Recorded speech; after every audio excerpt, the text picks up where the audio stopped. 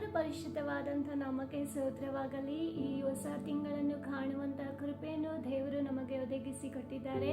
ಹೌದು, ಈ ಆಗಸ್ಟ್ ತಿಂಗಳು ನಮ್ಮ ಒಬ್ಬೊಬ್ಬರ ಜೀವಿತದಲ್ಲೂ ಒಂದು ಆಶೀರ್ವಾದವಾದಂಥ ರೀತಿಯಲ್ಲಿ ಇರುತ್ತದೆ ಎಂಬುದಾಗಿ ನಾನು ಬಯಸುವವಳಾಗಿದ್ದೇನೆ. ಈ ದಿನ ನಾವು ನೋಡಿಕೊಳ್ಳಬಹುದು, ಒಂದು ಹೊಸ ತಿಂಗಳನ್ನು ಕಾಣ್ತಾ ಇದ್ದೇವೆ, ಕಾಲಿಡ್ತಾ ಇದ್ದೇವೆ ಅಂದರೆ ನಮ್ಮೆಲ್ಲರ ಎದುರು ನೋಡುವಿಕೆ ಯಾವ ರೀತಿಯಲ್ಲಿ ಇರುತ್ತದೆ ಅಂದರೆ, ಈ ತಿಂಗಳಲ್ಲಾದರೆ ಏನಾದರೂ ನನ್ನ ಜೀವಿತದಲ್ಲಿ ಅದ್ಭುತ ನಡೆಯುತ್ತದ, ಏನಾದರೂ ಆಶೀರ್ವಾದ ಬರುತ್ತದ, ನನ್ನ ಕೆಲಸದಲ್ಲಿ ಏನಾದರೂ ಪ್ರಮೋಷನ್ ಸಿಗುತ್ತದ, ನನ್ನ ಸ್ಯಾಲ್ರಿಯಲ್ಲಿ ಇನ್ಕ್ರಿಮೆಂಟ್ ಸಿಗುತ್ತಾ ಎಂಬುದಾಗಿ ನಾವು ಪ್ರತಿಯೊಂದು ವಿಷಯದಲ್ಲೂ ಕೂಡ ನಾವು ಪ್ರತಿಯೊಂದು ತಿಂಗಳುಗಳಲ್ಲೂ ಎದುರು ನೋಡುವವರಾಗಿರುತ್ತೇವೆ. ಸೊ ಇವತ್ತು ನಾವು ಒಂದು ವಾಕ್ಯವನ್ನು ನೋಡಿಕೊಳ್ಳೋಣ. 121ನೇ ಕೀರ್ತನೆ 1-2ನೇ ವಚನವನ್ನು ನಾವು ನೋಡಿಕೊಳ್ಳಬಹುದು. ನಾನು ಕಣ್ಣೆತ್ತಿ ಪರ್ವತಗಳ ಕಡೆಗೆ ನೋಡುತ್ತೇನೆ, ನನ್ನ ಸಹಾಯವು ಎಲ್ಲಿಂದ ಬರುವುದು? ಭೂಮಾಕಾಶಗಳನ್ನು ನಿರ್ಮಿಸಿದ್ದ ಯೆಹೋವನಿಂದಲೇ ನನ್ನ ಸಹಾಯವು ಬರುತ್ತದೆ ಎಂಬುದಾಗಿ. ಹೌದು, ಇವತ್ತು ಎದುರು ನೋಡುತ್ತಿರುವಂಥ ಆಶೀರ್ವಾದಗಳಿಗಾಗಿ, ಇವತ್ತು ಎದುರು ನೋಡುತ್ತಿರುವಂಥ ನಿಮ್ಮ ಒಬ್ಬೊಬ್ಬರನ್ನು ಕೂಡ ದೇವರು ಹೇಳುವಂಥ ಮಾತು ಈ ತಿಂಗಳಲ್ಲಿ ಏನೆಂದರೆ, ನಿಮಗೆ ಯೆಹೋವನಿಂದ ಸಹಾಯ ಒದಗಿ ಬರುತ್ತದೆ. ಹೌದು, ಇವತ್ತು ನಿಮ್ಮ ಕೆಲಸದ ಒಂದು ಪ್ರಮೋಷನ್ ವಿಷಯಕ್ಕಾಗಿ ನೀವು ಎದುರು ನೋಡುತ್ತಾ ಇರಬಹುದು, ಇಲ್ಲ ನೀವು ಆಶೀರ್ವಾದಕ್ಕಾಗಿ ಎದುರು ನೋಡುತ್ತಾ ಇರಬಹುದು, ಏನಾದರೂ ಹಣಕಾಸಿನ ಎದುರು ನೋಡುತ್ತಾ ಇರಬಹುದು. ನಿಮ್ಮ ಜೀವಿತದಲ್ಲಿ ಯಾವ ಭಾಗದಲ್ಲಿ ಯಾವ ಆಶೀರ್ವಾದಕ್ಕಾಗಿ ಎದುರು ನೋಡುತ್ತಾ ಇದ್ದೀರೋ, ಈ ತಿಂಗಳಲ್ಲಿ ನೀವು ಯೇಸು ಸ್ವಾಮಿಯನ್ನು ದೃಷ್ಟಿಸಿ ನೋಡಿರಿ. ಇವತ್ತು ಪರ್ವತ ಎಂದರೆ ಯೇಸು ಸ್ವಾಮಿ, ಆತನನ್ನು ನೀವು ದೃಷ್ಟಿಸಿ ನೋಡುವಾಗ ಆತನು ನಿಮಗೆ ಸಹಾಯವನ್ನು ಮಾಡಲಿಕ್ಕೆ ಶಕ್ತನಾಗಿರುತ್ತಾನೆ. ನಾನೊಂದು ಸ್ಟೋರಿ ಹೇಳ್ತೇನೆ. ಒಂದು ವ್ಯಕ್ತಿ ತನ್ನ ಆಫೀಸಲ್ಲಿ ತುಂಬ ನೀತಿವಂತನಾಗಿ ಕೆಲಸ ಮಾಡುತ್ತಾ ಇದ್ದನಂತೆ. ಆದರೆ ಆತನ ಕೆಲಸದಲ್ಲಿ ಯಾವ ಪ್ರಮೋಷನ್ ಸಿಗ್ತಾ ಇದ್ದಿಲ್ಲ, ಯಾವ ಸ್ಯಾಲ್ರಿ ಇನ್ಕ್ರಿಮೆಂಟ್ ಸಿಗ್ತಾ ಇದ್ದಿಲ್ಲ. ಇದರಿಂದ ಆತನು ತುಂಬ ಬೇಸತ್ತು ಹೋಗಿ ಬೇಜಾರಾಗಿ, ನನ್ನ ಹಿಂದೆ ಇರೋರಿಗೆ ಎಲ್ಲರಿಗೂ ಕೂಡ ಒಳ್ಳೆ ಪೋಸ್ಟ್ ಸಿಗ್ತಾ ಇದೆ, ನನಗೆ ಏನು ಸಿಗ್ತಾ ಇಲ್ವಲ್ಲ, ನಾನು ಎಷ್ಟು ನೀತಿವಂತನಾಗಿ ಒಳ್ಳೆಯವನಾಗಿ ಕೆಲಸ ಮಾಡ್ತಾ ಇದ್ದೇನೆ ನಾನು ಎಂಬುದಾಗಿ ನೆನೆಸಿಕೊಂಡು ಒಂದು ದಿನ ಆತನು ತುಂಬ ದುಃಖದಿಂದ ಬೇಜಾರಿಂದ ಮನೆಗೆ ಬಂದು ಊಟವೂ ಕೂಡ ಮಾಡದೆ ತನ್ನ ರೂಮಿಗೆ ಹೋಗಿ ಆತನ ಮೊಣಕಾಲೂರಿ ದೇವರನ್ನ ದೃಷ್ಟಿಸಿ ನೋಡುತ್ತಾ ಆತನ ದುಃಖವನ್ನೆಲ್ಲ ಹೇಳಿಕೊಂಡನಂತೆ. ಆತನು ಪ್ರಾರ್ಥನೆಯನ್ನು ಮಾಡಿದ್ರಂತೆ.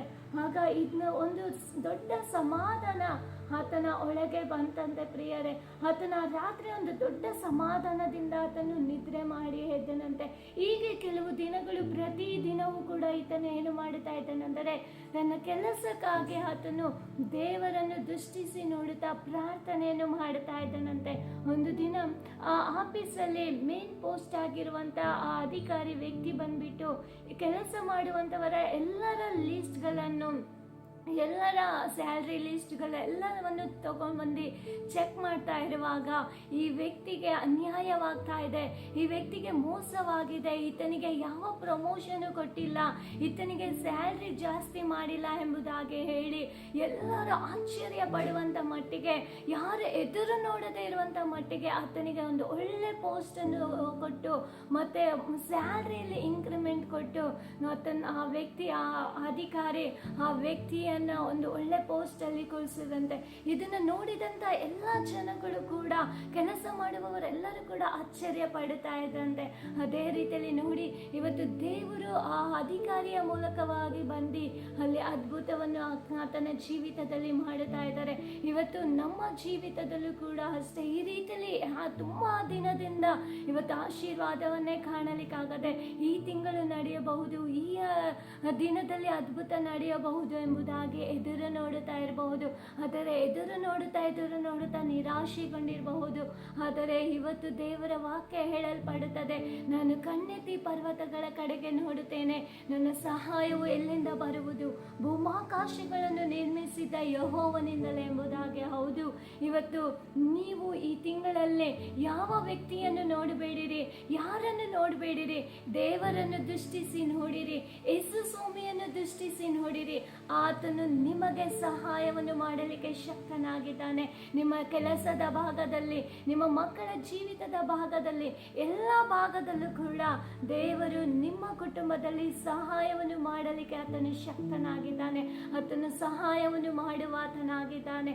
ಸೊ ಇವತ್ತು ಈ ತಿಂಗಳಲ್ಲಿ ಇವತ್ತು ಈ ಸಮಸ್ಯೆಗಳನ್ನು ನೋಡಬೇಡಿರಿ, ಇವತ್ತು ಇರುವಂಥ ಸೋಲುಗಳನ್ನು ನೋಡಬೇಡಿರಿ, ದೇವರನ್ನು ಮಾತ್ರ ದೃಷ್ಟಿಸಿ ನೋಡಿರಿ. ದೇವರು ಖಂಡಿತವಾಗಲು ನಿಮ್ಮನ್ನು ಈ ತಿಂಗಳು ಆಶೀರ್ವದಿಸುವ ಆತನಾಗಿದ್ದಾನೆ. Thank you. God bless you.